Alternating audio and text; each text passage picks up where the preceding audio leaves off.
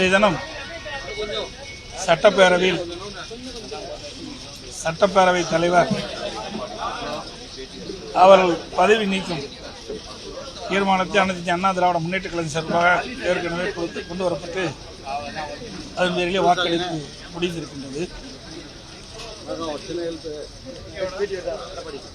அதில் இந்த விவாதத்தில் கலந்து கொண்டு முதலமைச்சர் பேசுகின்ற பொழுது எதிர்க்கட்சி தலைவர் ஆளுநர் உரையில் 2 மணி 52 நிமிடம் பேசினார். நாங்கள் பேசுவதற்கு எந்த தடையும் இல்லை என்று ஒரு கருத்தை சொல்லியிருக்கின்றார். அதேபோல் அனைத்து இந்திய அண்ணா திராவிட முன்னேற்ற கழக ஆட்சி இருக்கின்ற பொழுது எதிர்க்கட்சி தலைவர் பேசுவதற்கு எந்த தடையும் நாங்கள் விதிக்கவில்லை. எங்களுடைய சட்டப்பேரவை தலைவர் அவர்களும் முழு அனுமதி கொடுத்தார். அவர் எவ்வளவு நேரம் பேசினாலும் அதற்கு எந்தவித இடையூறும் செய்யவில்லை. ஆனால் ஆளுநர் உரையில் எதிர்க்கட்சி தலைவருக்கு அதிக நேரம் கொடுத்ததாக குறிப்பிடுகிறார். அதிமுக ஆட்சி நடக்கும் போது சிறப்பான ஆட்சி நடைபெற்றது. அதனால் குற்றம் கண்டுபிடிக்க முடியவில்லை. அதனால் அவர் பேசுவதற்கு வாய்ப்பில்லை, குறை சொல்வதற்கு வாய்ப்பில்லை.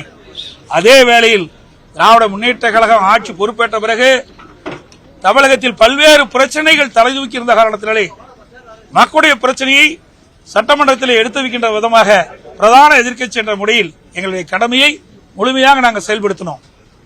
அதனாலதான் 2 மணி நேரம் 52 நிமிஷம் பேச வேண்டியது இருந்தது. அவ்வளவு பிரச்சனை தமிழகத்தில் அவ்வளவு பிரச்சனை நடந்துகிட்டு இருந்தது. அந்த பிரச்சனையை பிரதான எதிர்க்கட்சி என்ற முறையில் எங்களுடைய கடமையை நாங்கள் ஆற்றினோமே ஒழிய அதனால நாங்கள் அதிகமான நேரம் எடுத்துக்கிட்டோம். அதிகமான நேரம் எடுத்துக்கொள்ள முடியாத காரணம் எங்களுடைய ஆட்சியில பிரச்சனை இல்லை. அதனால குற்றம் சுமத்த முடியல.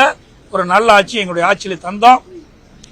2 மணி நேரம் 52 நிமிடம் நாம் பேசியதை அதை சிடிக்கு நாங்கள் கேட்டோம்.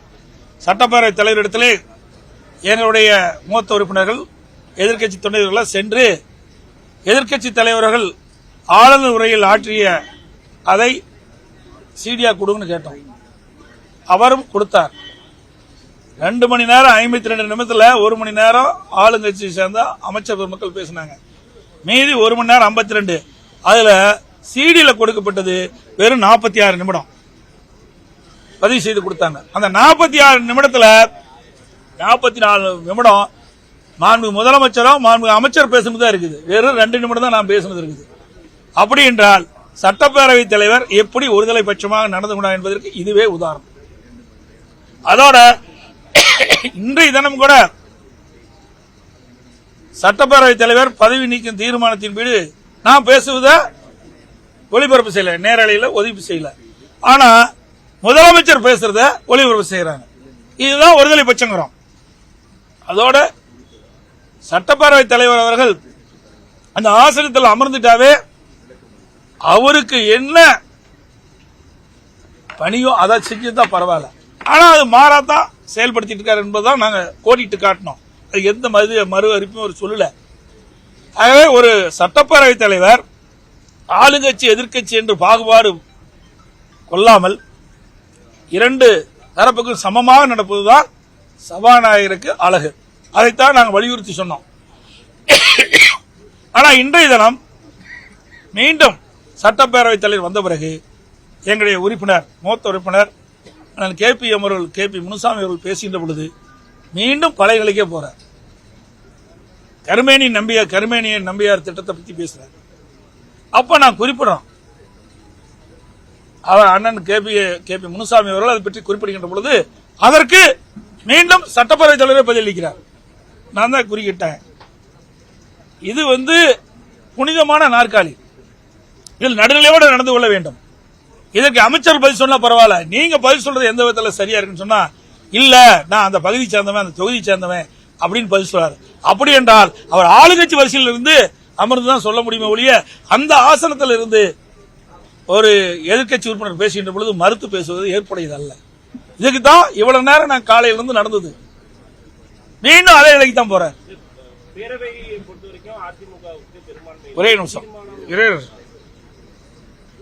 அடுத்தது இன்றைய தினம் எங்களுடைய உறுப்பினர் அண்ணன் கே.பி. முனுசாமி அவர்கள் அழகா பேசினார். திராவிட முன்னேற்ற கழக தேர்தல் அறிக்கை 2021 சட்டமன்ற பொதுத் தேர்தலின் போது திராவிட முன்னேற்ற கழக தலைவர் இன்றைய முதலமைச்சர் அன்றைய தினம் அவருடைய திமுக சார்பா தேர்தல் அறிக்கை வெளியிடுறாங்க. அதுல பல அம்சங்கள் இருக்குது. அதுல விவசாய சம்பந்தப்பட்ட அமைப்பு இருக்குது.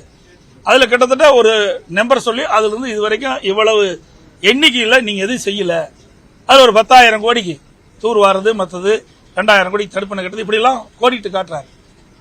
இதுக்கெல்லாம் இந்த நீர்வளத்துறையிலே கிட்டத்தட்ட வேளாண்மை துறைக்கு 1 லட்சம் கோடி வேணும். அப்படி இருக்கும்போது அப்படின்னு பேசும்போது அவர் மறிக்கிறார். மறிச்சு மீண்டும் அவர் கருத்து சொல்றார். அமைச்சர் கருத்து சொல்லும்போது அவரே கருத்து சொல்றாரு. இதைதான் நாங்க நடுநிலையோடு செயல்பட வேண்டும் என்று தொடர்ந்து வலியுறுத்தியுமே எங்களுக்கு நியாயம் கிடைக்கவில்லை என்பதுதான் யதார்த்த உண்மை. பேரவையை பொறுத்த வரைக்கும் அதிமுகவுக்கு அந்த பெரும்பான்மை பலம் இல்லை. தீர்மானம் கொண்டு வந்தால் தோல்வியடையும் தெரிந்தும் சபாநாயகருக்கு எதிரான தீர்மானம் கொண்டு வந்ததற்கான காரணம் வெற்றி தோல்வி என்பதெல்லாம் இல்லை. நியாயம் என்பதை நாட்டு மக்களுக்கு உணர வேண்டும், உண்மை என்பதை நாட்டு மக்களுக்கு உணர வேண்டும், நடுநிலையோடு செயல்பட வேண்டும் எதிர்காலத்தில் என்ற நம்பிக்கையோடு தான் இதை கொண்டு வந்தோம்.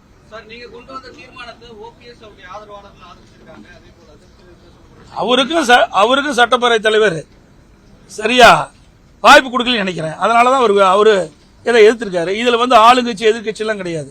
ஏன்னா திராவிட முன்னேற்ற கழகம் தான் தோழமை கட்சிக்கு கொடுக்கலங்கிறாரு. ஆனா சட்டமன்றத்தை பொறுத்த வரைக்கும் ஆளுங்கட்சியில் இருக்கிறது தான் ஆளுங்கட்சி உறுப்பினர், மீது எல்லாமே எதிர்கட்சி உறுப்பினர்கள். அதோட மறந்து பேசுறாங்க. தோழமை கட்சிக்கு எங்க கொடுக்கல, வெளியில தான் தோழமை கட்சி. சட்டமன்றத்துக்கு வந்தா ஆளுங்கட்சி எதிர்கட்சி, ஆளுகின்ற கட்சியில் இருக்கின்றவர் தான் பிரதான அந்த கட்சி தான் உறுப்பினர்கள் தான் ஆளுங்கட்சி உறுப்பினர்கள். மற்ற எல்லா கட்சியுமே வெளியில தோழமை உணர்வோடு போட்டி போட்டு வெற்றி பெற்று வந்திருக்கலாம். ஆனா ஒவ்வொரு கட்சியும் சார்ந்த சட்டமன்ற உறுப்பினர் இருக்கிறாங்க, எல்லாமே எதிர்கட்சி உறுப்பினர் தான். அதை கூட மறந்து அந்த சட்டமன்ற அவருடைய கூட்டணியில் அங்க வைக்கின்ற சட்டமன்ற உறுப்பினர்களாம் தோழமை கட்சி கொடுக்கலன்னு சொல்றாங்க. இங்கேயும் தோழமை கட்சி தான் பாக்குறாங்க. அதான் எல்லாம் பாராட்டி பேசுறாங்க. அது நீங்க புரிஞ்சுட்டா நாங்க என்ன செய்யுது? நீங்க நினைக்கிறதெல்லாம் நாங்க பதில் சொல்ல முடியாத. அதிமுக கொண்ட தீர்மானத்தை பதிலளித்து பேசும்போது முதலமைச்சர் அதிமுக நிலவக்கூடிய உட்கட்சி பிரச்சனை திசை திருப்பதான் தீர்மானம் கொண்டு வந்திருக்காங்க. உங்களுடைய பதில்? அதாவது அவர்கள் நாங்க என்னென்னலாம் சொன்னோம் அதை மறுக்கவே இல்லையே. நாங்க சொன்னதெல்லாம் மறுத்து சொல்லியிருக்கணும்ல, எதையும் மறுக்கலையே. நான் என்னென்ன காரணத்திற்காக சட்டப்பேரவைத் தலைவர் பதவி நீக்கம் தீர்மானத்தை கொண்டாதான் நான் சொன்னேன். அதுக்கெல்லாம் எந்த பதிலும் கிடையாது. ஒரே வழியில் சொல்லி இதை எப்படியாவது எப்பொழுதும் போல இதை திசை திருப்பி வேணும். இதுக்கு அப்படி பேசுறாரு. அது மட்டும் இல்ல, இப்ப சட்டப்பேரவைத் தலைவர் அந்த ஆசனத்தில் அமர்ந்த உடனே முதலமைச்சர் ஆணைக்குப்படி தான் செயல்படுங்க. இப்ப பேசிக்கிட்ட பொழுது முதலமைச்சருடைய ஆணைப்படி தான் செயல்படணும்னு அறிவிக்கிறாரு. நான் அதான் சொன்னேன், இதை யார் இயக்குறான்னு நான் கூட கேட்டேன். சட்டப்பேரவைத் தலைவர் நடுநிலையோடு செயல்பட வேணும். ஆளுங்கட்சி எதிர்கட்சி முதலமைச்சர் எதிர்கட்சி எல்லாம் பார்க்க கூடாது. எது சரி எது தவறுன்னு தான் பார்க்கணும். அதான் சட்டமன்ற தலைவருடைய நிலைப்பாடு. அதையும் மறந்து இன்னைக்கு அதையும் தான் சொல்றாரு. இவ்வளவு பிரச்சனை நடந்த பிறகு நீங்க சொன்ன மாதிரி இந்த வாக்கெடுப்புலாம் முடிஞ்ச பிறகு மீண்டும் அந்த நிலைக்கு தான் போறாரு. இது எங்களுக்கு வருத்தம் வேதனை அளிக்குது. சார், நேற்று முதலமைச்சர் பேசும்போது 2011 இருந்து 21 வரைக்கும் அதிமுக ஆட்சி காலத்துல 120% கடன் அளவு இருந்தது. திமுக ஆட்சி வந்த 4 ஆண்டுகள்ல 93% நாங்க குறைச்சிருக்கோம் அப்படின்ற விஷயத்த சொல்றாரு. சரி, உங்களுக்கு ஊடக நம்பரும் பத்திரிகையும் தெரியாது இல்ல. இதெல்லாம் விஞ்ஞான முறைப்படி எப்பவுமே கடைபிடிக்கிறீங்க. திமுக எந்த கடன்ல வச்சு சொல்றாங்க பாருங்க. 2011 அம்மா பொறுப்பேற்கும் போது திமுக 1,14,000. அப்போ மீண்டும் அம்மா 2016 வரைக்கும் 2,17,000. அப்போ 128ங்கிறான். அந்த கடனை வச்சு ஒப்பிட்டு பேசுறாங்க. இப்ப கடன் எவ்வளவு? இப்படிப்பா இத இதெல்லாம் ஒரு தந்திரம், மக்களை ஏமாற்றுகின்ற ஒரு நாடகம். 3 லட்சம் 4 லட்சம் கடன் வாங்கிட்டு 93%. எதை அந்த 5,18,000 கூட ஒப்பிட்டு 93%. யாரை ஏமாத்துற நாடகம்? நாட்டு மக்கள் ஒன்னும் தெரியாம நினைச்சிருக்காங்க. நீ விஞ்ஞான உலகம் பேச பேச லைவ்ல போயிட்டு இருக்குது. இன்னைக்கு எல்லாம் படித்த மாணவர்களும் இன்றைக்கு தமிழகம் அறிவுபூர்வமான மக்கள், சிந்திக்கக்கூடிய மக்கள். ஆக இவரெல்லாம் ஏமாற்ற முடியாது, இப்படி டேலி பண்ணிலாம் ஏமாற்ற முடியாது. நீங்க வாங்கினது 4 லட்சம் கோடி, இதுக்கு முந்தி 5,18,000 கோடி இருந்து. அப்போ எவ்வளவு சதவீதம் கவனிட்டு பாருங்க. பழசு 5-18, எப்போ எவ்வளவு சதவீதம் வாங்கியிருக்கிறீங்க? 73 ஆண்டு காலம் பல்வேறு கட்சிகள் ஆட்சி செஞ்சன. அது அண்ணா திமுக திமுக இப்படி மாறி மாறி ஆட்சி செஞ்ச போது கூட 73 ஆண்டு காலம் கடன் வாங்கியது. 2021 வரைக்கும் 5,18,000. அதற்கு பிறகு 4 ஆண்டு காலத்துல 4 லட்சம் கடனை வாங்கி எந்த ஒரு புதிய திட்டமும் இல்ல. என்ன புதிய திட்டத்தை கொண்டு வந்திருக்கிறீங்க? அதுவும் இல்லையா? இன்னொரு பக்கம் வரி மேல் வரி போட்டுக்கிட்டே இருக்கிறீங்க. நீங்க மதுபானம் அதுல வருமானம் அதிகம், கிட்டத்தட்ட 35% ஏற்றி இருக்கிறீங்க. இந்த ஆட்சி வந்த பிறகு மதுபானத்துல அந்த மதுபான விற்பனையில 35% விற்பனை ஏற்றி இருக்கிறீங்க. அதுல கூடுதல் வரி, வழிகாட்டு மதிப்பு, அதுல வருமானம், இப்படி பல வகையிலும் வருமானம் அதிகரிச்சிருக்குது, கடன் அதிகரிச்சிருக்குது. புதிய திட்டம் எதுவும் இல்லையே, மூலதன செலவும் அதிகம் இல்லையே, பற்றாக்குறை 41,000 கோடி. இதுக்கெல்லாம் என்ன பதில்? ஒன்றும் கிடையாது. அப்படி டேலி பண்ணி பேசிட்டு போறாங்க. இந்த புள்ளி வர இதுக்கு பர்சன்டேஜ், அதுக்கு பர்சன்டேஜ், மக்களை ஏமாற்றுவது. என்ன கடன் வாங்கினா என்ன வருவாய், எவ்வளவு மூலதன செலவு, அதெல்லாம் சொல்லுங்க பார்க்கலாம். சொல்ல முடியாது. டாஸ்மாக் முறைகேடு தொடர்பா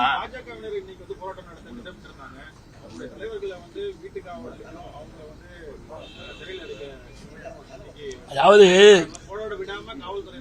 அமலாக்கத்துறை வெளியிட்டது, நான் ஏற்கனவே சொல்லிக்கிட்டேன், ஊடகத்திலையும் பத்திரிகையிலையும் நான் கருத்து சொல்லியிருக்கிறேன். அமலாக்கத்துறை வெளியிட்டது சொன்னேன்.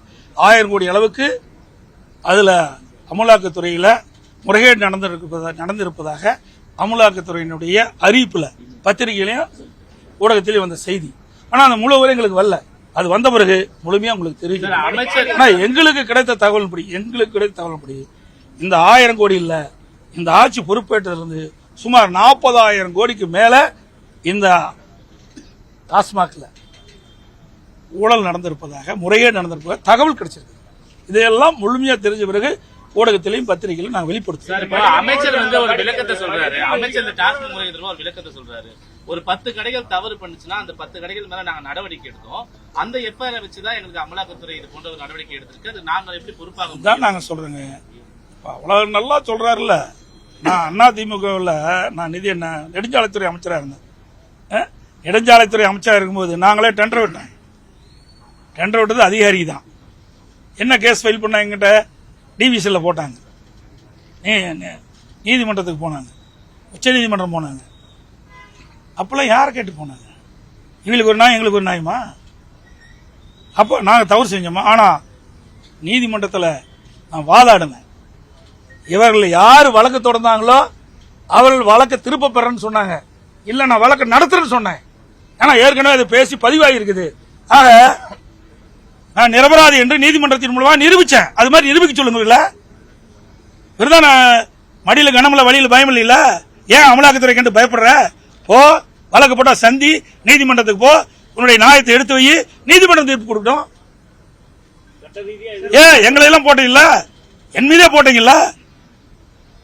டெண்டரே வைக்காது ஊழல், எவ்வளவு அறிவுபூர்வமான ஆட்கள்.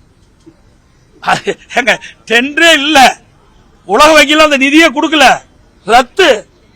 மீண்டும் மாநில அரசாங்கம் அதை எடுத்து மீண்டும் அந்த டெண்டரை எடுத்து 2ஆ பிரிச்சு விடுறோம். வெவ்வேறு டெண்டர் எடுக்கிறாங்க. அதில் எப்படிங்க ஊழல் நடக்கும்? சும்மா ஹைகோர்ட் கிளிகிளி கிழிச்சிட்டாங்க. இவர்கள் யார் வழக்கு போட்டாங்களோ அவெல்லாம் போட்டு வைக்க எடுத்தாங்க. எதற்காக சொல்லிட்டு, இவர்கள் தொடுத்தா வழக்கு, மற்றவர்கள் தொடுத்தா பொய். அமலாக்கத்துறை எங்களை ரெய்டு பண்ணுது, நாங்கெல்லாம் டீலிமிட்டேஷன் சொன்னதுனால, மொழிக்கொலிக்கு சொன்னதுனால வரதுங்க. எங்களுக்கு வந்தது என்ன கொக்கரிச்சிட்டு இருந்தீங்க? உங்களுக்கு வந்தா ரத்தம், எங்களுக்கு நமக்கு வந்தா ரத்தம், அவர்களுக்கு வந்தா தக்காளி சட்னி. உங்களுக்கு கரெக்டா சொல்லுங்க. அவங்களுக்கு வந்தா ரத்தம், எங்களுக்கு வந்து தக்காளி சட்னியா? நல்லா சொல்லு. நீங்க பத்திரிகையாளர் ஊடகம்ல நீங்களே பாருங்க, எவ்வளவு கிட்டலு கேள்வி எங்களை பேசிட்டு இருந்தாங்க. நாங்க இப்ப மட்டும் சொல்றேன், அடுத்த ஆட்சி அதிமுக வருவது உறுதி. எல்லா டிபார்ட்மெண்ட்லயும் ஊழல். இது இந்த ஊழல் விசாரிக்கிறதுக்கு 5 வருஷம் வேணும். அந்த அளவுக்கு ஊழல் மலிச்சு கிடக்கு இந்த ஆட்சியில. அவ்வளவு ஊழல், எல்லா துறையிலுமே ஊழல். கவலை எல்லாம் செய்யறாங்க, எதை பற்றியும் பயம் இல்ல, சர்வசாதாரணம் நடக்கிறாங்க. அதையெல்லாம் சொன்னா இப்ப தப்பிச்சுக்குவாங்க. ஆட்சி வரட்டும், முறைப்படி வழக்கு தொடருவோம். அப்பொழுது மக்களும் பாத்துக்குவாங்க, ஊடகங்களும் பத்திரிகைகளும் கொஞ்சம் சப்போர்ட்டா இருக்கு. முதலமைச்சர் இன்னைக்கு ஒன்று சொல்லியிருக்காரு, திமுகவுக்கு வாக்களிக்காதவர்களும் ஏன் வாக்களிக்கவில்லை என்று இயங்கக்கூடிய வகையில் தான் திமுக ஆட்சி இருக்கு அப்படிதான் இன்னைக்கும் சட்டப்பேரவையில் சொல்லியிருக்காரு. பிரமாதமா சொல்லியிருக்காரு. முதலமைச்சருடைய திறமை யாராலையும் பண்ண.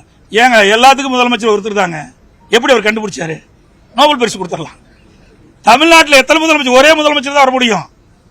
ஓட்டு போடுறது, ஓட்டு போடாத ஜனநாயக உரிமை. அதனால ஓட்டு போட்டவருக்கு ஓட்டு போடாதவருக்கு தனித்தனியா பிரிச்சு கொடுக்க முடியுமா? விட முடியாதுங்க. இது ஜனநாயக அடிப்படை உரிமை. யாருக்கு வாக்களிக்க வேண்டும் என்று வாக்காளர் நினைக்கிறாங்களோ வாக்களிப்பாங்க. அது ஆட்சிக்கு வந்தவர்கள் எல்லாருக்கும் சமமா தான் பார்க்கணும். ஆட்சிக்கு வந்த பிறகு நான் முதலமைச்சர் ஆயிட்டேன், நீ அதிமுக ஓட்டு போட்ட உனக்கு செய்ய மாட்டேன், அப்படித்தான் செய்யறாங்க. அப்படித்தான் இப்ப செஞ்சிட்டு இருக்கிறாங்க. இன்னைக்கு பல துறைகள் இப்படித்தான் நடந்துட்டு இருக்குது. பல துறையில திமுகவுக்கு சாதகமானதுக்கு தான் இந்த வீடெல்லாம் கொடுக்குறாங்க. இப்ப வீடு அறிவிச்சிருக்காங்கல்ல, இந்த 3 லட்சம் வீடு யாரு கொடுக்க போறாங்க? திமுக பார்த்து கொடுப்பாங்க. 1 லட்சம் வீடு அறிவிச்சிருக்கான்னு சொன்னாங்க. இதெல்லாம் திமுக காரன் கொடுக்கறதுக்கு தான் இதை அறிவிச்சிருக்காங்க ஒழிய நாட்டு மக்களுக்காக கொடுக்கல. அண்ணா திமுக அப்படி அல்ல. அண்ணா திமுக ஆட்சிக்கு வந்தாவே ஏழைகளுக்கு நன்மை செய்யக்கூடிய திட்டமா தான் இருக்கும். எந்த திட்டத்தை அறிவிச்சாலும் அது முழுமையாக மக்களுக்கு போய் செய்கிற திட்டமா தான் இருக்கும். அது உங்களுக்கு ரொம்ப அவசியமா இருக்கணுமான்னு கேட்டு ஏங்க எங்களை பிரிச்சு பாக்குறதுலயே பாக்குறீங்க? நல்லா உஷாரா கேள்வி கேட்கறீங்க. எப்ப பார்த்தாலும் இதுல எப்பாவது ஒரு குழப்பம் வரணுமா? அப்படித்தான் இருக்கீங்களா ஒழிய ஒற்றுமையா இருக்கும்னு என்னங்க? நாங்களாம் எப்ப ஒற்றுமையா தான் இருக்கிறோம். நீ யாராலையும் பிரிக்க முடியாதுங்க. நான் என்னைக்கு முதலமைச்சரானோ அன்னையில இருந்து இந்த திட்டத்தை போட்டுக்கிட்டு தான் இருக்கிறாங்க. ஆனா அதெல்லாம் உடைச்செறிஞ்சிட்டு தான் இருக்கிறோம். அண்ணா திமுக யாராலையும் உடைக்க முடியாது, முடக்க முடியாது. அதில் முயற்சி பண்ணிதான் மூக்குடைப்பாரு, மூக்குடைந்து போகும்.